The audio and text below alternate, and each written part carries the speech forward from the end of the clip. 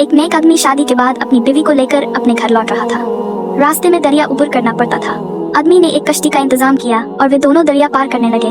कश्ती दरिया के बीचों बीच पहुंची ही थी कि समुद्र में तूफान आ गया। इस हालत में बीवी का डर से बुरा हाल हो गया, लेकिन आदमी ऐसे इत्मीनान से बैठा रहा जैसे कुछ गैर मामूली नहीं हो रहा हो। ये देखकर बीवी को हैरानी हुई और वह गुस्से से चिल्ला उठी, आपको नजर नहीं आ रहा?